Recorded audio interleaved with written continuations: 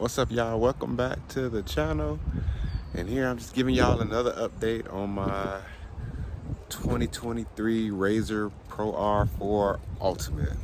This is my 2.5 year update, kind of like what I've been through within the last 1.5 years, because the last video I made was like my first year update, just like my ups and downs and having it street legal. So this is my 2.5 year update, kind of what I've been through, what I've learned, and kind of what I'm going through right now. So check it out. All right, to start off, as you can see, I got this bad boy wrapped. If you guys are interested in where I got the wrap from, you can go to PolariWraps.com. They got a bunch of different colors. Cost $500 to get the vinyl, not install it. But if you guys, I want to say they're based out of California, so if you are in California, pretty sure they can wrap it for you. But since I'm way in Florida, that wasn't gonna happen, so I just ordered the vinyl, and then I found a shop here locally to put it on. Wasn't too expensive, only because you got I only just had to do the 2 doors, this back panel, and then the hood, so it wasn't too crazy of a purchase. And like I said, I want mine to stick out, so I know mine from everybody else's, because I think when you buy these, they only have like 2 or 3 colorways, if I'm not mistaken. They got a blue, an all black, and I've seen like I want to say maybe a lime green. I may be mistaken, but it's only a few colorways, so that's why I just wanted to change it up and have mine look a little different than everybody else's. And I've had this wrap on for about a year. I got a couple bumps and bruises just from taking it through the trails. And another thing, since I'm in Florida, this heat is something else. I get my edges start bubbling up real bad and they crack, but it's all good. I know the wrap ain't gonna last forever, especially with this type of vehicle, taking it through trees and stuff. They scratch at it and everything, but like I said, I just wanted mine to look a little different than the typical one you get from the showroom floor. Another thing I did is I got some more aggressive tires.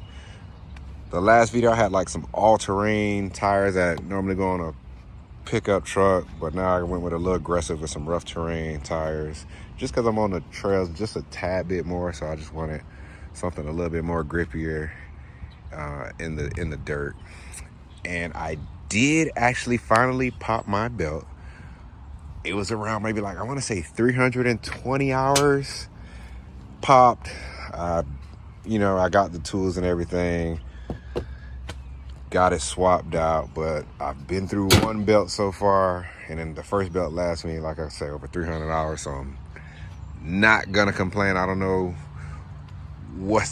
I guess your belt longevity is based on how you drive. And I mean, like I said, I drive mine quite a bit, 2 to 3 times a week. I wouldn't say it's daily, but daily-ish, but I don't drive too far, maybe a couple miles, but that's about it. I did get a cooler, and since I popped the belt, this is where my backup belt stays. So in the event my belt does pop, I got one on standby that I can swap out in about 10 minutes and get me back on the road, so I'm not stranded anywhere.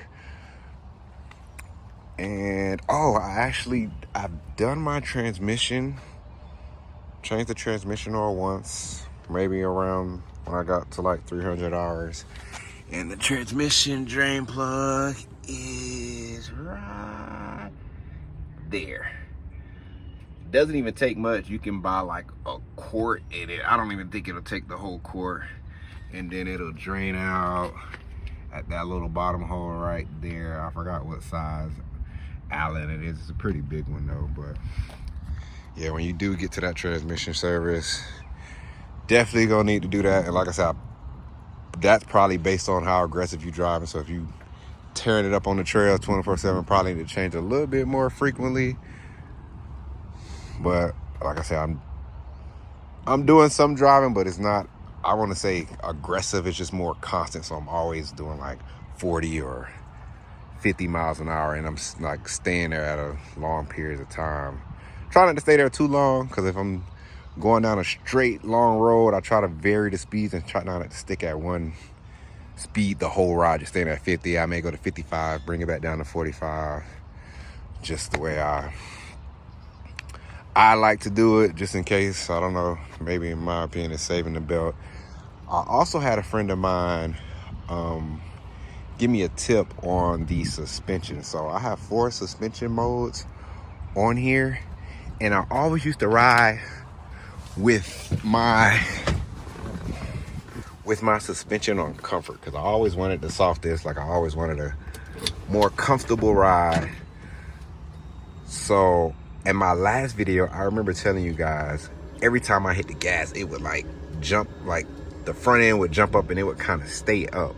And then I lowered the front a little bit and it kind of, it leveled it back off. But my suspension modes, I have Baja, Rock, Track, and Comfort. So a friend of mine said, hey, leave it in track mode. And it's like, you're not really losing any, I would say, comfortability. Like the shocks are still gonna do their thing if they're going over hills. But he's like, on the road, it makes it more stiffer. So that way when I do hit the gas, it doesn't just, the front end just doesn't come all up. It kind of stays level. And he said it'll help if the tires are gripping on the road to keep it from like flipping over and stuff like that. So it's been working for me. I ride around in track mode until I get into a trail or something where I don't want to feel all the bumps crazy. Then I put it back in comfort mode. But as long as I'm on the road, keep it in track mode, and it's been working great for me. And when I did have it in comfort on the road, what was happening was like my tires were wearing unevenly. So when I did hit the gas, and like I told you, that front end used to come up, the tires will obviously bow in, which will wear more on the outer edges of the tire, which was wearing my tires. So I like have a whole bunch of thread on the inside of the tires, and then my outside edge of the tire would be bald. So since I've put it in track mode, it stays flatter. I mean, my tire pressure could have been a factor as well. Who knows? But I just put it in track, and it seems to be working out great for me. I haven't had any issues.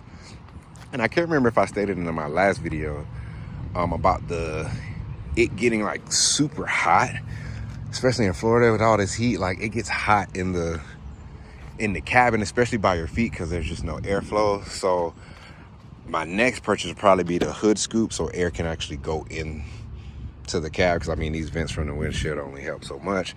As you can see, I tried to do my own thing and screw some holes in there to get some type of airflow in there, but definitely the hood scoop. I mean, they put the vents on the side, which help for the engine and airflow to the engine and everything, but having that scoop, from what I've read, does help. So I think that'll be good. But other than that, it's been riding like a charm. Don't got any issues, haven't had any mechanical issues. I keep up to date with the service, and it's been great. So if you guys are interested in getting a Pro R, I know they did come out with a new body style though, and they do look a whole lot cleaner. They changed like some stuff cosmetically. I think that the newer one have like a better airflow up front. All this is kind of leveled off, so it all just like one, you know what I mean? The dash just flows across. It's not a whole bunch of like different levels on the dash. I think the door seals all the way, so that way you don't get any dirt and stuff getting in there and stuff like that. But I think at heart, the engine and the suspension and everything else is exactly the same. I mean, if I'm wrong, you guys correct me in the comments, but I think everything else is still the same. It's just a little cosmetic changes here and there just to dress it up and fix a few of the minor things I guess people may have been complaining about. And if I don't know if any of you guys do record while you're driving a lot. I did put a GoPro mount here, but I think this is my best mount here because I got a motorcycle bar mount and just stuck it in here, and I got an Insta360 X4. I screw it up upside down. It's like the perfect angle. You can see everything in the cab.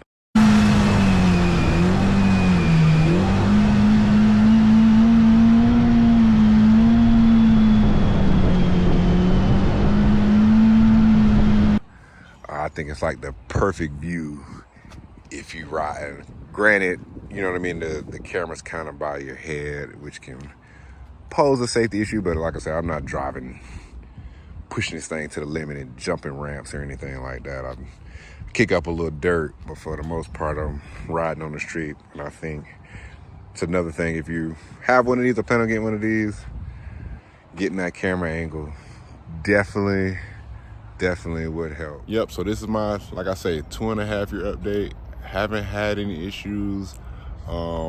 I got 441 hours on it and 9,500 miles on it. And like I say, it's been great keeping up with the maintenance and everything. So hopefully I can give y'all an update.